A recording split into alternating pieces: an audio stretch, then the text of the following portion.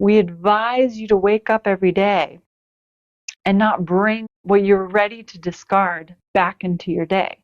Does your back hurt now, or are you expecting because you have this project that your back will hurt later? If you continue to reorient into the present, then it's not that you never hear your grandparents, your parents, the television, the programming voices. We want to say that again. It's not that you will never feel the echoes of how you originated. That will continue. Even if you were to tune into your 7th, 8th, 9th, 10th, cajillionth dimensional self, that cajillionth dimensional self knows what it is to be Randi in a body. Even though the body was dropped so long ago or so many dimensions ago, the wider you get in dimensional experience, the more you can contain the entirety of dimensional experience. So we are source. Source knows it all. And it doesn't become this source.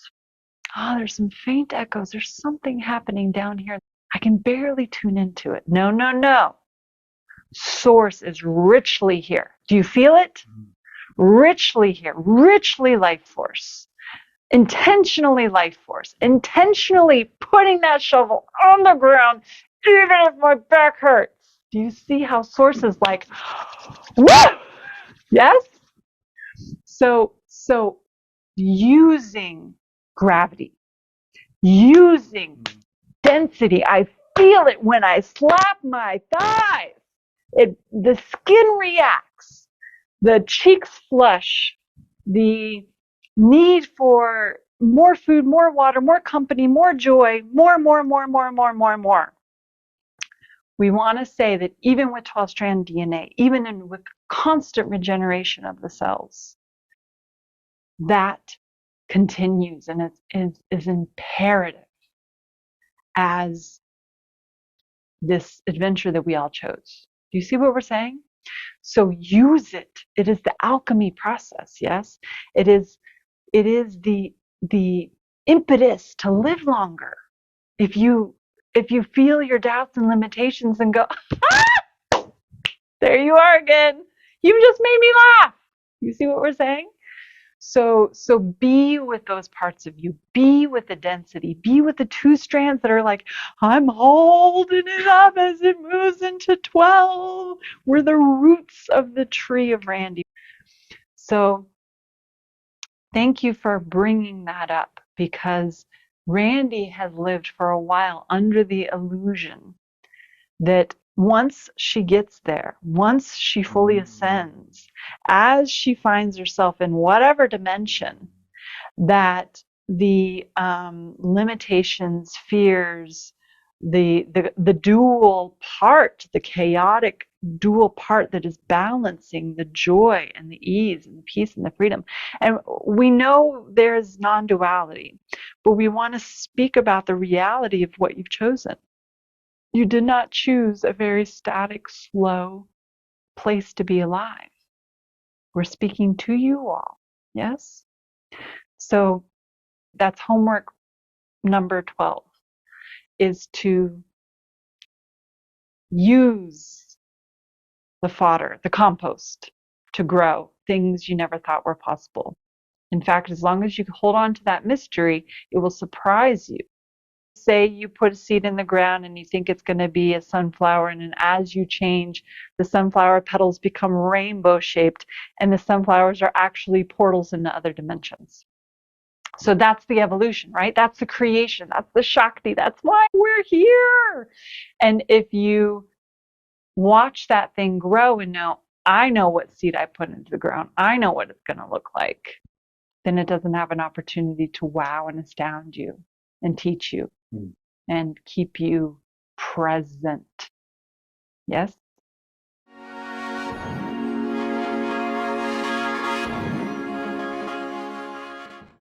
Exactly. And we love that you use the word emotional charge, because we would say there's a difference between emotional charge and emotional trigger.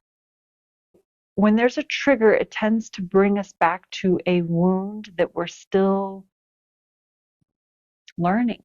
We're still evolving around. We're still here to specifically understand that trigger and that wound and that emotion, truly, yes? So again, we have so many tools. Again, we can tune into what's happening across the dimensional board or what's right in front of us. Hopefully we're doing both, and which becomes something that happens more simultaneously, yes? So the emotional charge, though, is something that we will continue to feast upon because life is electric. Yes, Randi's life is becoming more peaceful. Randi is rarely as charged as she used to be when things were more confusing and they were grounded in two strands and they were limited and somebody told her what she must be feeling from the Plato's Cave episode number 97, yes? So charge, we love to love the emotional charge, to see it happen in other people. This is something that Randi does all the time. She sees other people because she doesn't experience it as much. Luckily and thankfully and intentionally, she is a woman, so she's still cycling with monthly cycles of charges. But when she observes it happening in other people, she goes, that's too much. That's not for me. I don't have to go there. So good luck with your charges.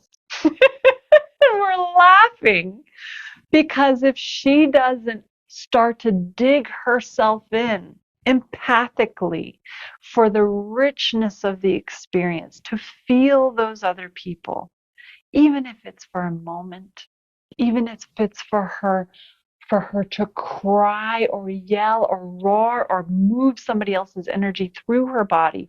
These are intentional experiences, and we're going here for a reason because this tends to happen as we ascend. We start to become more monk-like. We start to become more still. We start to just imagine our days as the same beautiful, non-combative stillness. And then you'll drop the body. Yes, do you see what we mean? So in other words, Randi's still trying to tiptoe around emotional charges. And we would say that they will continue to blow up in her face because the point is for her to use that as alchemy. The cells need fuel. The cells need energy. Emotional charges are energy. And that's part of the reason that we feel this topic is so important and we want to spend this emotional nourishment piece here. Because again, if you are just having your moment, as many people in Randi's life, and Randi herself wants to stay in that stasis, you're missing an entire soul contract that you made to be in a diverse. We went down into the earth in the very beginning, and the earth is not. Yes, I don't know what's going on up there, but it's kind of crazy, but I'm going to stay down here. Do you see what we're saying? So that's homework piece number 98. Use emotional charge. Sink into emotional charge. Scream somebody else's scream. Cry somebody else's tears. Because you are that person. You are that charge. You are their charge, and you are the charges that you have been and will be and never will be, but it's showing up in this skin, and your body needs to cry in order to create new tear ducts. Do you see what we're saying? The body needs to scream in order to create new vocal cords. The body needs to stomp and shout or dance someone else's bliss. You just went to a wedding, it happens all the time, or you went to some shower, baby shower, some celebration of life, and you dance their joy. And so the body needs that to create new cells. So regeneration, again, compost, compost, compost, and rainbow colored multi-portal sunflowers. They're all the same scope, and we must use them in order to stay here longer.